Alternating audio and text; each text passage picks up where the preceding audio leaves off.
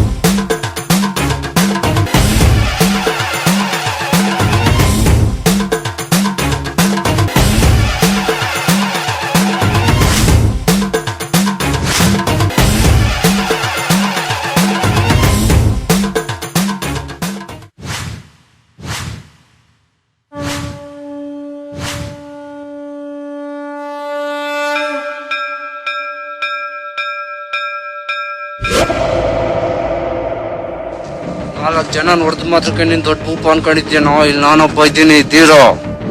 ಧೀರನ ಎಂತ ಹಿಂಗ್ ತಿಂದ್ರೆ ಮಂಗ್ರಾದ್ರು. ನಿನ್ ಪ್ರತಾಪ ಏನಂತ ನೀನ್ ತೋರ್ಸು, ನನ್ ಪ್ರತಾಪ ಏನಂತ ನಾನ್ ತೋರಿಸ್ತೀನಿ.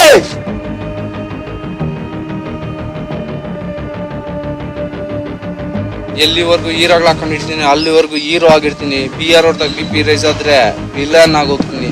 ಈ ಗೂಳಿಸಿ ನನ್ ಜೊತೆ ಗೂಟಾಡಕ್ ಬೇಕಾಗಿರೋದು ಕೊಂಬಲ್ಲ, ದಮ್ಮ.